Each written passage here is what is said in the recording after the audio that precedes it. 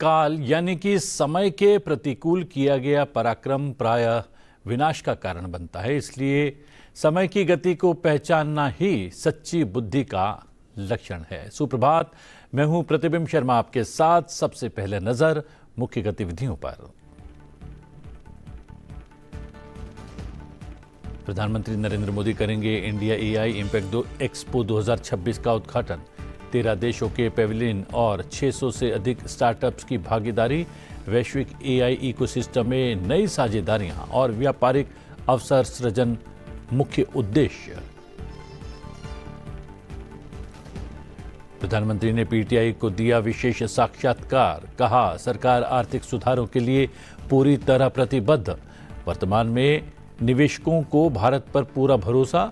बोले, भारत टेक्नोलॉजी क्रांति की अगली लहर का नेतृत्व करने के लिए पूरी तरह से तैयार।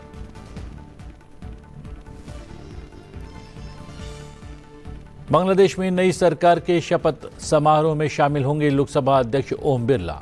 समारोह तारिक रहमान के नेतृत्व में नवनिर्वाचित बांग्लादेश सरकार के गठन के उपलक्ष्य में होगा आयोजित।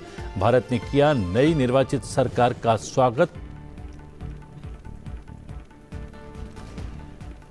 गृहमंत्री अमित शाह ने केंद्रीय बैंक डिजिटल मुद्रा आधारित सार्वजनिक वितरण प्रणाली का किया शुभारंभ। कहा, भारत अमेरिका व्यापार समझौते और भारत यूरोपीय संघ मुक्त व्यापार समझौते में की गई किसानों, पशुपालकों और मछुआरों के हितों की रक्षा।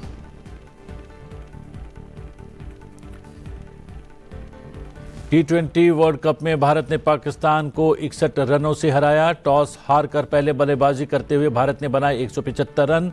जवाब में पाकिस्तान की पूरी टीम 18 ओवर में 114 रन बनाकर हो गई all out. T20 world cup में पाकिस्तान की भारत के खिलाफ रनों के लिहाज से सबसे बड़ी हार।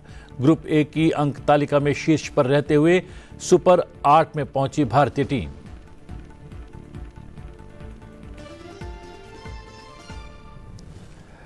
प्रधानमंत्री नरेंद्र मोदी आज राष्ट्रीय राजधानी के भारत मंडपम में इंडिया एआई इम्पैक्ट एक्सपो 2026 का उद्घाटन करेंगे। ये एक्सपो 16 से 20 फरवरी तक इंडिया एआई इम्पैक्ट समिट के साथ ही एक स्थान पर आयोजित किया जाएगा।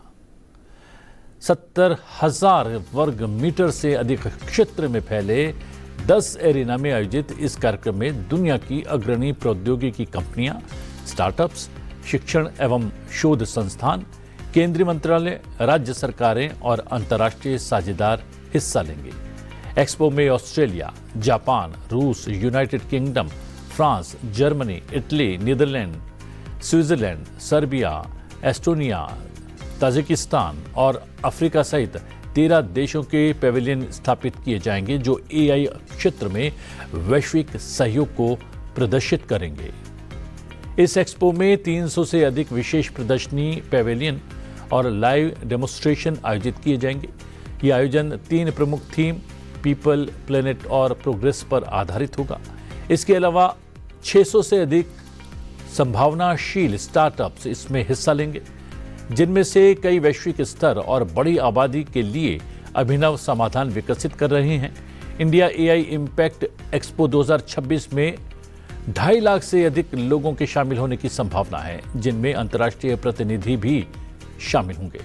इस आयोजन का उद्देश्य वैश्विक एआई इकोसिस्टम में नई साझेदारियों को प्रोत्साहित करना और व्यापार के नए अवसर सृजित करना है। कार्यक्रम के दौरान 500 से अधिक सत्र आयोजित किए जाएंगे, जिनमें 3,250 से अधिक विशेषज्ञ, वक्ता और पैनल सदस्य हिस्सा लेंगे। इन सत्रों में विभिन्न क्षेत्रों में एआई के प्रभाव पर चर्चा की जाएगी और इस बात पर विचार विमर्श होगा कि भविष्य में एआई के लाभ को विश्व के प्रत्येक नागरिक तक कैसे पहुंचाया जाए।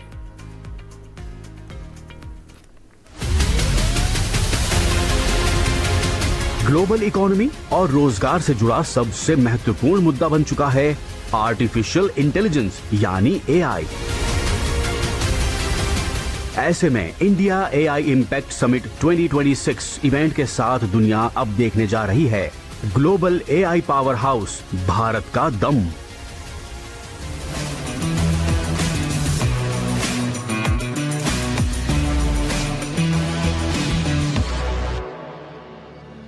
आप सब जानते हैं कि ये एआई का दौर है। दुनिया का वर्तमान और भविष्य एआई से जुड़ा हुआ है, लेकिन भारत के पास डबल एआई पावर की एडवांटेज है। अब आपके मन में सवाल होगा कि दुनिया पास एक ही एआई है, ये मोदी के पास डबल एआई कहां से आ गई? दुनिया की नजरों में एक ही एआई है, वो है आर्टिफिशियल इंटेलिजेंस। लेकिन हमारे पास वो तो है ही, दूसरी एआई है एस्पिरेशनल इंडिया। एस्पिरेशनल इंडिया के लिए विकसित भारत को साकार करने का सबसे महत्वपूर्ण अवसर है आर्टिफिशियल इंटेलिजेंस यानी एआई। और एआई के क्षेत्र में भारत दुनिया के टॉप नेशंस में से एक है। और भारत की इसी एआई कैपेबिलिटीज का उद्घोष है इंडिया एआई इम्पैक्ट समिट 2026, जो है अब तक के 4 सबसे बड़े ग्लोबल एआई समिट्स में सबसे बड़ा एआई इवेंट।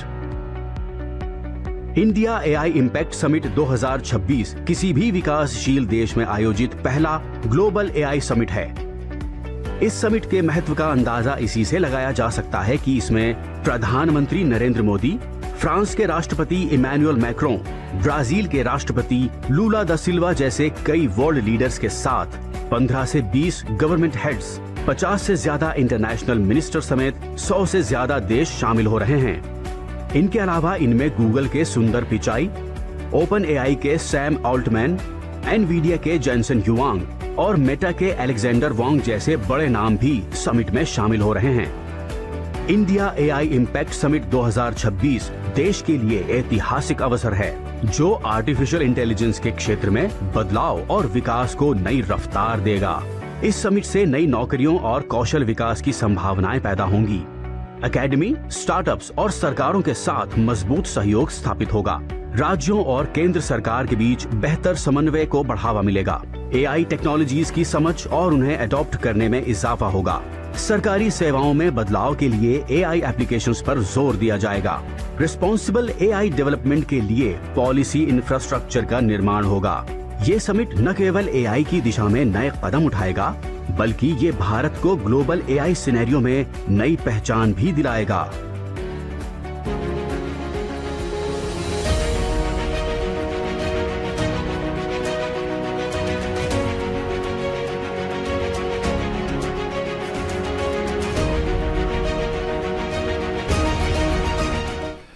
प्रधानमंत्री नरेंद्र मोदी ने रविवार को यूपीए सरकार के आर्थिक मिसमैनेजमेंट की कड़ी आलोचना करते हुए कहा कि इस कारण भारत कभी भी भरोसे के साथ वैश्विक व्यापार वार्ताओं में हिस्सा नहीं ले सका और कोई भी ट्रेड डील पूरी तरह से नहीं हो सकी।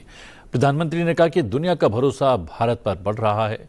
निवेशक अब भारत पर ज़्यादा यकीन कर रहे हैं और ये विश्वास राजनीतिक स्थिरता और भरोसेमंद नीतियों से और भी बड़ा है।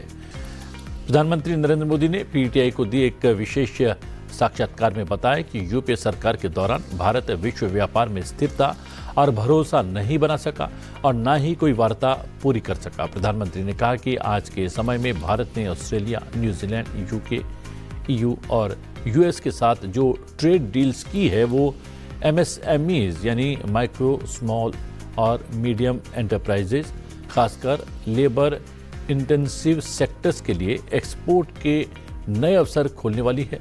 इन डील्स ने भारत को इन देशों के साथ लगभग जीरो टैरिफ या अन्य देशों की तुलना में कम टैरिफ पर एक्सपोर्ट करने का मौका दिया है। इसके अलावा प्रधानमंत्री ने बजट में डेटा सेंटर्स के लिए इन्वेस्टमेंट को बढ़ावा देने की योजना के बारे में भी बात की।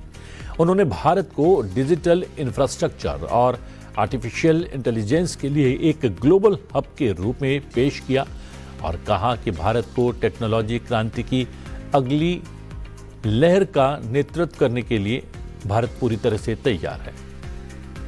प्रधानमंत्री नरेंद्र मोदी ने इस इंटरव्यू के माध्यम से भारत के आर्थिक दृष्टिकोण और डिजिटल इंफ्रास्ट्रक्चर को लेकर सरकार के दृष्टिकोण को स्पष्ट किया।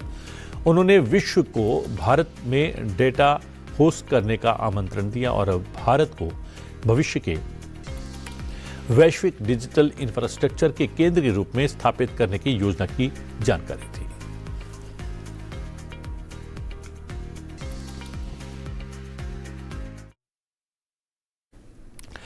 लोकसभा अध्यक्ष ओम बिरला इस महीने की 17 तारीख को ढाका में आयोजित शपथ ग्रहण समारोह में भारत का प्रतिनिधित्व करेंगे। यह समारोह बांग्लादेश नेशनलिस्ट पार्टी के अध्यक्ष तारिक रहमान के नेतृत्व में नवनिर्वाचित बांग्लादेश सरकार के गठन के उपलक्ष्य में आयोजित किया जा रहा है।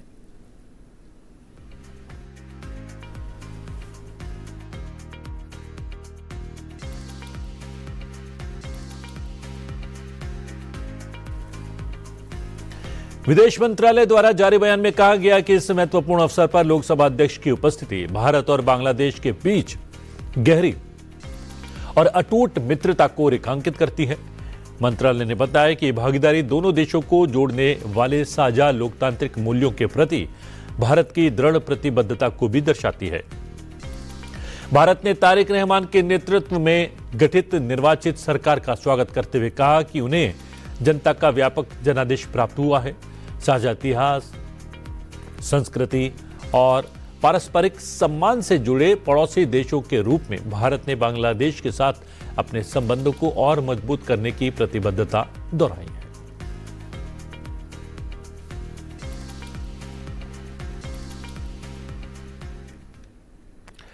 गृहमंत्री अमित शाह ने देश के किसानों के प्रति प्रधानमंत्री नरेंद्र मोदी सरकार की प्रतिबद्धता को दोहराते हुए आश्वासन दिया है कि सभी अंतर्राष्ट्रीय व्यापार समझौते में किसानों, पशुपालकों और मछुआरों के हितों की रक्षा की जाएगी। गृहमंत्री अमित शाह ने रविवार को गुजरात के गांधीनगर स्थित महात्मा मंदिर में देश की पहली केंद्रीय बैंक डिजिटल मुद्रा आधारित सार्वजनिक वितरण प्रणाली का शुभारंभ किया और शुभारंभ करने के बाद ये बात कही। उन्होंने विपक्ष के दावों का खंडन करते हुए कहा कि भारत अमेरिका व्यापार समझौते और भारत यूरोपीय संघ मुक्त व्यापार समझौते में किसानों, पशुपालकों और मछुआरों के हितों की रक्षा की गई है। कि यूरोपियन यूनियन, इंग्लैंड, इसके साथ हुए जो एफटीए और अमेरिका के साथ हुई ट्रेड डील, ये दोनों के माध्यम से मोदी जी ने किसानों के हित को नुकसान पहुंचा है।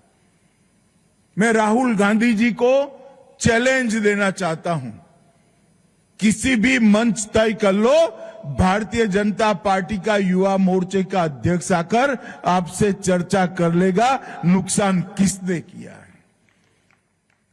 मैं इस देश के किसानों को इस मंच से आश्वस्त करना चाहता हूं, क्योंकि एक प्रकार से कार्यक्रम जो है, एक प्रकार से तो ये कार्यक्रम गरीबों को पारदर्शी तरीके से अनाज पहुंचाने का है, मगर ये कार्यक्रम किसानों का भी है, क्योंकि अनाज कहां से आता है?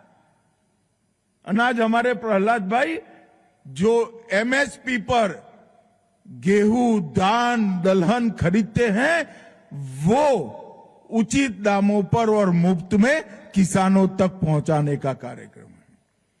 मैं आज इस मंच से देश के किसानों को कहने आया हूं कि राहुल गांधी झूठ बोल रहे हैं, देश के किसानों को गुमराह कर रहे हैं। इंग्लैंड और यूरोपियन यूनियन के साथ हुए एफटीए और अमेरिकन ट्रेड डील, ये दोनों समझौते में किसानों को पूर्णतया नरेंद्र मोदी जी ने सुरक्षित किया है, किसी को चिंता करने की जरूरत नहीं है। और ये डेयरी की भूमि है। राहुल गांधी जी, क्या आप झूठ फैला रहे हो? मोदी जी ने ये ट्रेड डील कर हमारी डेयरी को समाप्त कर दिया। अरे हम तो डेयरी के लिए रास्ता बढ़ाने वाले लोग हैं। तीनों समझौतों में डेयरी सेक्टर को पूर्णतया सुरक्षा देने का काम नरेंद्र मोदी जी ने किया है, और इसके माध्यम से हमारे कृषि उत्पाद और हमारे मछुआरों के प्रोडक्ट पूरे दुनिया के बाजार में पहुंचने का रास्ता भी खुला है। मैं आज फिर से एक बार भारत के मछुआरों को, भारत के पशुपालकों को और भारत के कृषकों को किसानों को आश्वस्त करना चाहता हूं कि कभी भी आपके हितों के साथ समझौता भारतीय जनता पार्टी के नेता नरेंद्र मोदी कर ही नहीं सकते। ये असंभव है। ये काम तो आपने जब मनमोहन सिंह की सरकार थी, डंकेल प्रस्ताव पर जब साइन किया तब किया था। ये तो भगवान भला करे, भारत की जनता का 14 में आपको गुड बाय टाटा कह दिया, मोदी जी आए, मोदी जी ने वो समझौते को बदल दिया। आपने खोल दिया था पूरे विश्व के लिए भारत के कृषि बाजार को। मोदी जी ने जाकर दृढ़ता के साथ आपने किए धैर्य को उल्टा करने का काम किया और आज भी किसानों की सुरक्षा के लिए वो चट्टान की तरह खड़े हैं। इस अवसर पर गृहमंत्री अमित शाह ने विश्वास व्यक्त किया कि नई डिजिटल टोकन आधारित वितरण प्रणाली सार्वजनिक वितरण प्रणाली में भ्रष्टाचार को समाप्त करेगी और वितरण प्रक्रिया में आवश्यक पारदर्शिता लाएगी। ये प्रणाली लाभार्थियों को डिजिटल वॉलेट टोकन प्रदान करेगी, जिसमें वस्तु का नाम, मात्रा और मूल्य का विवरण होगा। ये वितरण प्रणाली बहुत ज्यादा ट्रांसपेरेंट होगी। मुझे याद है 11 साल पहले का समय, सबसे पहले तो भ्रष्टाचार की शुरुआत उसको तोलने से होती थी। उसके जो वे स्केल होते थे वो अब डिजिटल कर दिए गए। फिर राशन कार्ड फर्जी था, ई राशन कार्ड ला दिए गए।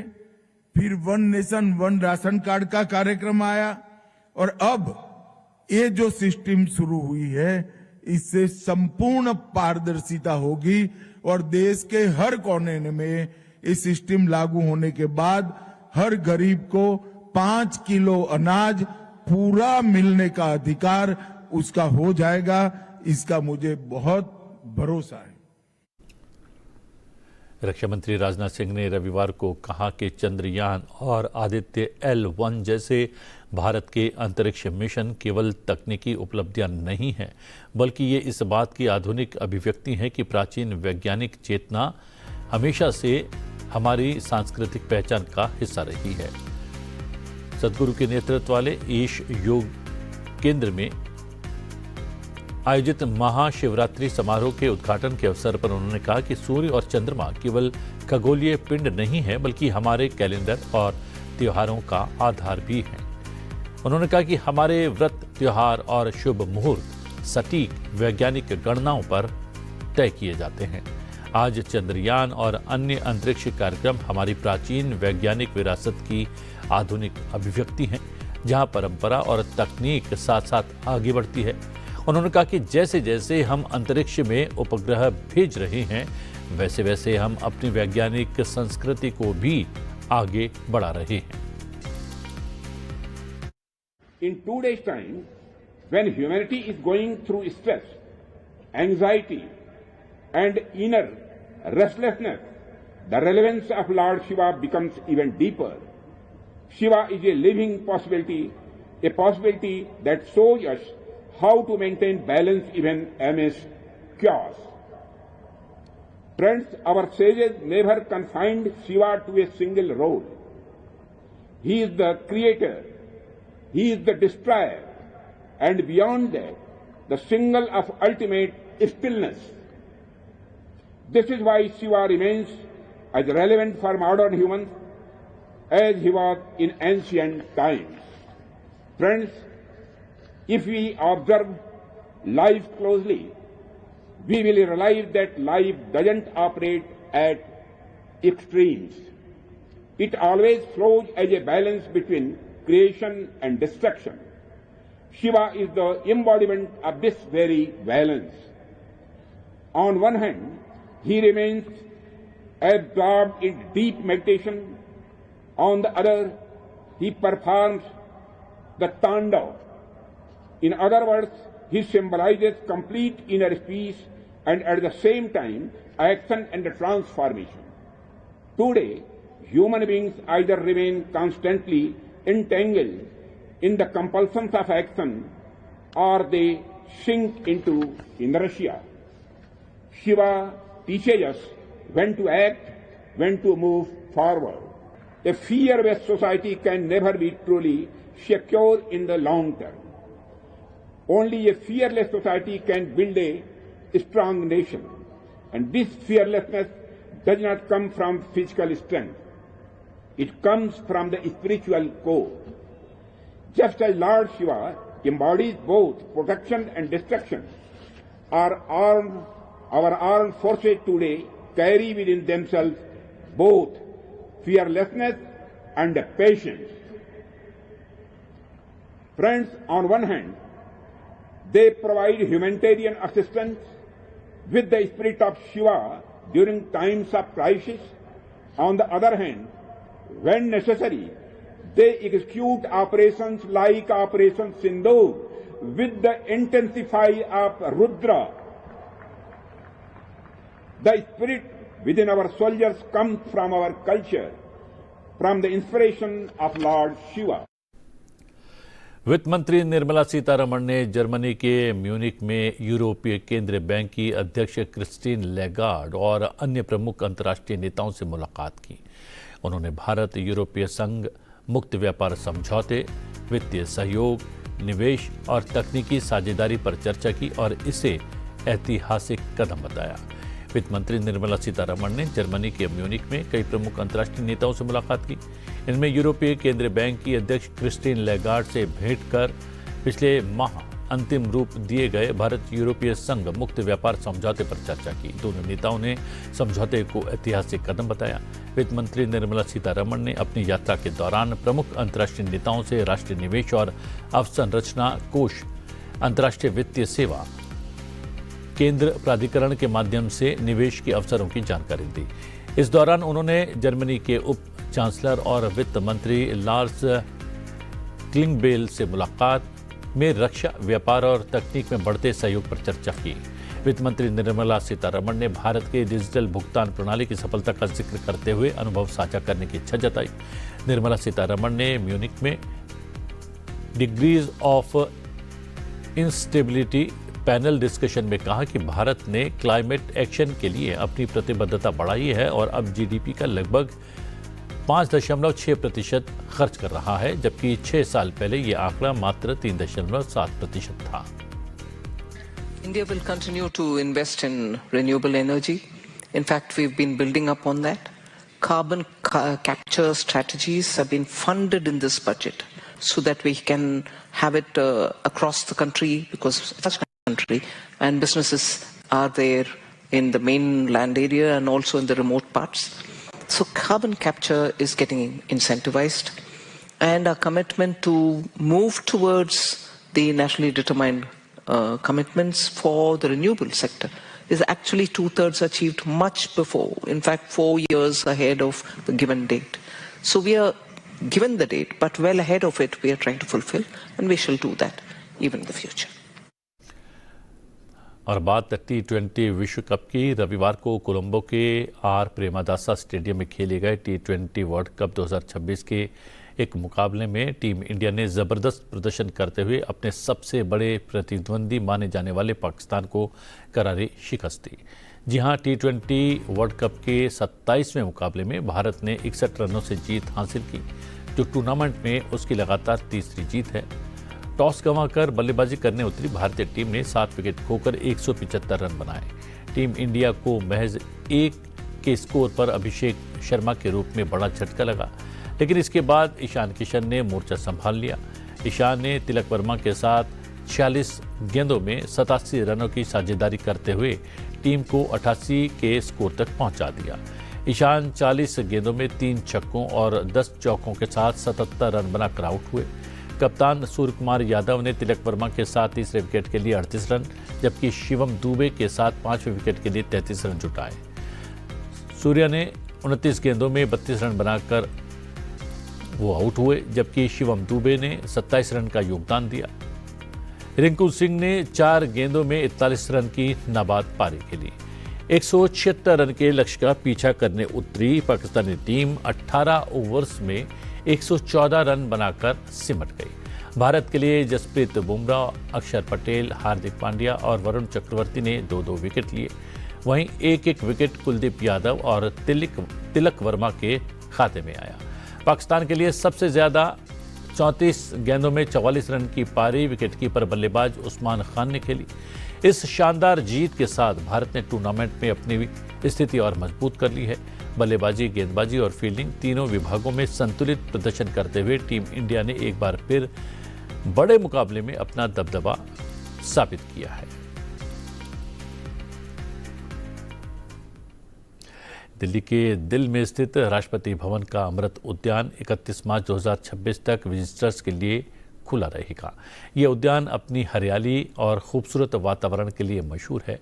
तो अगर आप नेचर और ताजगी का आनंद लेना चाहते हैं तो अमृत उद्यान के इस खूबसूरत सैर का मौका बिल्कुल ना चूके। चलते चलते आपको छोड़े जाते हैं इसकी कुछ सुनहरी तस्वीरों के साथ। मुझे दीजिए आज्ञा। नमस्कार।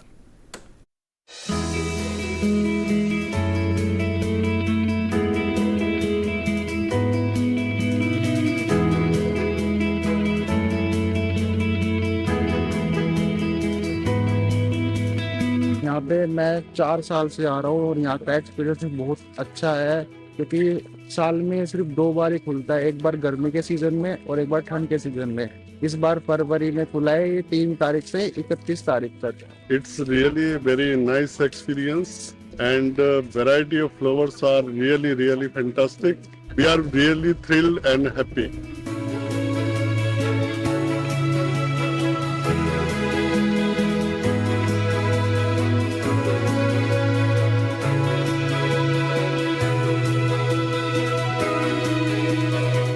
फर्स्ट टाइम आई हूँ यहाँ पर और बहुत अच्छा लग रहा है मुझे। मैं यहाँ देखने को मिल रहा है, मेरा बहुत अच्छा एक्सपीरियंस रहा है। पानी की व्यवस्था, शौचालय, सिक्योरिटी वगैरह बहुत अच्छा अरेंजमेंट है। किसी किस्म की कोई यहाँ तकलीफ नहीं है। मैं सब चाहूंगा कि आप लोग भी यहाँ आइए।